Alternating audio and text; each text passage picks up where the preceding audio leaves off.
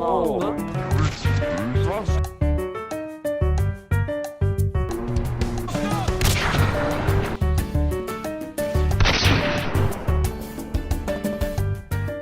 you were watching a Modern Warfare 2 video back in 2010 and you saw this intro pop up at the start, you knew you were about to witness an absolute banger of a video. But I have a question for you. Do you remember seeing this intro at all after maybe 2012, 2013, 2014? What happened to it? It was at one point the hallmark for the craziest video gameplays, supporting a lot of the greatest creators in YouTube history, such as CNanners, Hutch, Tabes, PewDiePie, G-Unit123. I'm sure a lot of you guys remember this video. Hey guys, it's Shaggy here, aka G-Unit, and hello Machinima. I'm a new director here today, getting the world's fastest nuke in 30 seconds. Just showing you guys. Yep, even that was Machinima. So how did it go completely defunct by 2019, along with every single video being deleted from the channel? Was it the terrible reputation that brought the channel undone? Stay away from Machinima. They are absolute cancer. Now, or the fact that they would prey on young, naive creators with long-term unbreakable contracts. My contract had ended, and I messaged Machinima. I didn't get a single response. This video is going to explore the rise and fall of Machinima on YouTube, alongside the many scams that occurred in the process. So theoretically, buckle up fellas, let's get into it. Machinima was first created in January 2000 by Hugh Hancock in Los Angeles, California. However, for many of us, including myself, the early 2000s isn't really a relatable time period that we can all reminisce on. I'm more interested in the downfall of Machinima on YouTube. So let's ignore the early 2000s and fast forward to the notoriety between Machinima and YouTube, beginning in 2006. The Machinima YouTube channel began on the 16th of January 2006. In a strange kind of way, YouTube actually would have been a competitor for the original Machinima site, given that Machinima was actually somewhat of a video sharing service in the early 2000s. Machinima observed the strong growth of YouTube in the beginning and applied the old, if you can't beat them, join them. But Machinima was very smart about it. They didn't just join YouTube and start uploading their own videos, they actually set up a sub-business within YouTube called YouTube Networks. Back when the partner program was first introduced on YouTube, which was the original program where creators could earn money off their content, it was very difficult for content creators to monetize gaming content. YouTube was reluctant to monetize gaming content due to grey area copyright laws at the time, and they figured it was better to be safe than sorry, so no video games were monetized on the site. There are many examples which articulate how difficult it was to be a gaming content creator between 2006 and 2012 on YouTube. One example is with the content creator Darkside Phil. When Phil simply uploaded a gameplay of the game Splinter Cell in April 2010, Ubisoft, the developer, contacted YouTube and had Phil's whole channel taken down, just for uploading a gameplay of a single game. This highlights both how far gaming content has come on YouTube, but more importantly, how difficult it was to be a gaming YouTuber in the early days of YouTube. And this was only just being a gaming YouTuber, a level down from actually earning money from gaming YouTube videos. Then Machinima came along and offered a solution to the difficulty in getting gaming content monetized. Content creators could be guaranteed an income for their creation efforts by partnering with Machinima. Machinima would serve as a middleman, where content creators would upload videos under the Machinima channel rather than their own channel on YouTube. Machinima would then pay 60% of the revenue from that video to the original creator and keep 40% for themselves. And all Machinima wanted in return was a 3-year contract and 40% of all my earnings. 40% seems like a lot of your ad revenue from YouTube, right?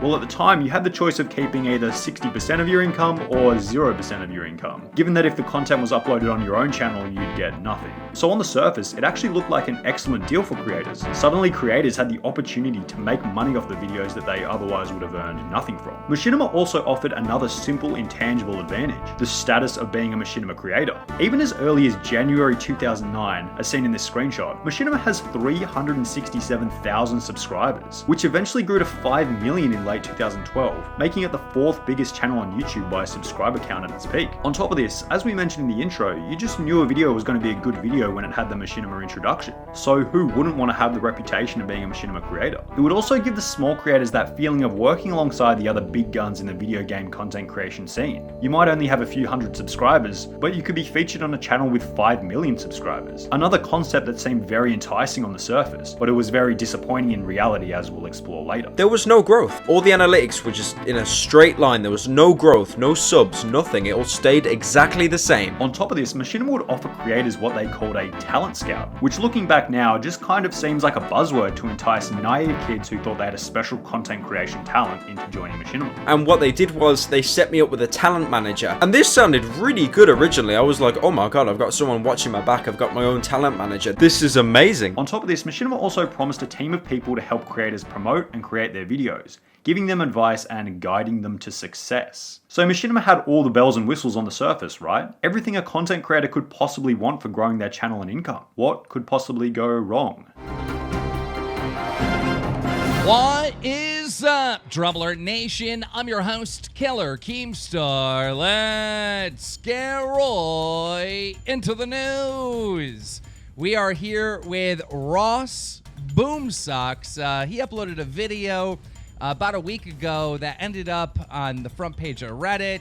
Basically, he's having problems with Machinima. A lot of other YouTubers jumped in expressing their complaints with Machinima. So up until this point, we've highlighted the golden facade of Machinima, what it offered to creators, the promise of glory and riches, money on videos that wouldn't be monetized otherwise, the status of being Machinima creator, the promise of having a talent scout and support for your content. Looks like a pretty good deal on the surface, right? Well, the packages they offered were actually a lot more surreptitious than they appeared on the surface. The insidious part about Machinima was that they preyed on the short-term thinking of individual creators. The contracts that were handed out were usually 3 to 7 years in length, which to a lot of small YouTubers and YouTube newbies doesn't seem like a very long time. And even if it did, they just disregarded that because they just saw the opportunute for money and went into the contract blindly. I signed the contract and it's for 3 years, and I'm just like, yeah, whatever. Like, it's 3 years. That's not that long of a time if you think about it. Side note, it's actually a really long time. But 3 years on YouTube can actually be a really long time. Mr. Beast went from 1.2 million subscribers to 33.5 million subscribers in the last 3 years. PewDiePie gained 10 billion views in the last 3 years. And PewDiePie at one point was actually partnered with Machinima. He had this to say about them back in 2015. I was screwed over by Machinima like many others 4 years ago, but managed to get out luckily. It's mind-boggling to me how they can still pull shit like this and get away with it.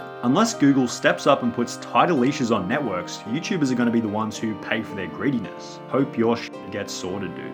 Theoretically, if PewDiePie was partnered with Machinima for the last 3 years, earning approximately $3 per 1,000 views on his videos, his revenue would have been 30 million from 10 billion views. If you take 40% of that, a 3-year partnership with Machinima would have cost PewDiePie $12 million. Not exactly something to brush over lightly, right? Anyway, that's not a real scenario. However, it highlights how damaging some of these contracts had the potential to be at the time, and how much can be achieved on YouTube in the space of 3 years. On top of this, in certain situations, they even snuck extra months into the contract without notifying creators, such as this example with Ross Boomsticks. And I only learned 2 or 3 months ago that he slipped an extra 7 months under my nose.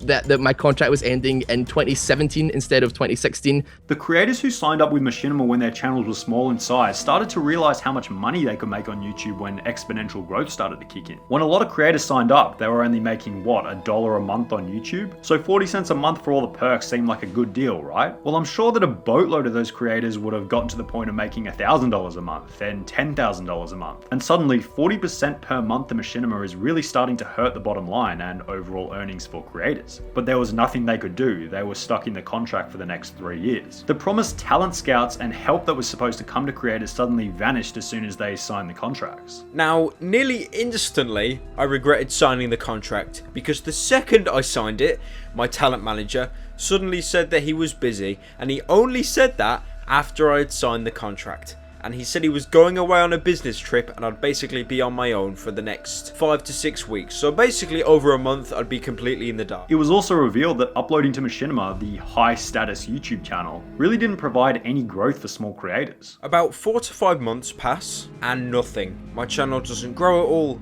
Views are still dead. I got about 200 to 300 views a video. I mean, for some people that sounds like a lot, but I wanted to grow and there was no growth. All the analytics were just in a straight line. There was no growth, no subs, nothing. It all stayed exactly the same. The issue with Machinima was that they had so many creators signed up with them that it was impossible to differentiate yourself from the crowd on their channel. They would upload hundreds of videos a week, and how could a small channel with 100 subscribers compete with other channels on the network? It just came down to the fact that Machinima just really wasn't a good way to grow a channel. Uploading a video to a 5 million subscriber channel seems like a great growth method. But the reality was no one really clicked through from Machinima to your individual channel. Along with Machinima basically being a scumbag company that would prey on individuals with insanely unfavorable contract conditions, the truth was that the need for the middleman on YouTube just wasn't really there anymore by 2013. Machinima was originally introduced because individual YouTubers couldn't have their gaming content monetized. However, this was not really an issue anymore by 2013. The need for the middleman had almost completely disappeared by 2014. So what did this mean for the company? They basically had a boatload of creators who had signed 3 to 7 year contracts between 2009 and 2013, but absolutely no one else signing new contracts given that there was no need to become a Machinima creator after 2013. This left Machinima earning a passive but dwindling income from the remaining contracts, with diminishing revenue as the contracts began to expire. And if we go back, the two reasons that people initially signed up for Machinima was to monetize their gaming content and have help from the talent scouts and staff at Machinima to help grow their channel. Content creators could monetize their own content, and the consensus and review from other creators was that Machinima wouldn't help at all creating videos or growing channels. So in the end, there was just no need for them. There wasn't a single thing that they could offer that individual creators couldn't do themselves. On top of no YouTuber actually having a use for the business, Machinima began to become the subject of bulk slander from almost every YouTuber that had been with them. As we've explored with many clips in this video like PewDiePie, PyroCynical, Ross Boomsticks, even Drama Alert began to create videos slandering the dodgy actions of Machinima, and the Machinima reign just kind of imploded on itself on YouTube. Machinima continued to dwindle from 2014 all the way up until February 2019, when the entire channel went private. Machinima fired their 81 remaining staff, and Machinima announced that they would be ceasing operation and merging into another company. But as scummy as Machinima appeared to be from all the dodgy underlying contract terms, I still feel like Machinima has a special nostalgic spot in all of our hearts as a viewer. The Machinima legacy is one that will be left with the glory years of Modern Warfare 2 and old League of Legends. So Machinima, despite being a total scumbag of a business structure, thanks for sticking around, thanks for the nostalgia, and you 100% deserved what you had coming to you for screwing over so many creators. That's going to be all for this video, guys. If you guys could like and subscribe, I would appreciate the hell out of that, but other than that, I will see you guys in the next one. Thank you for watching. Take it easy. Peace.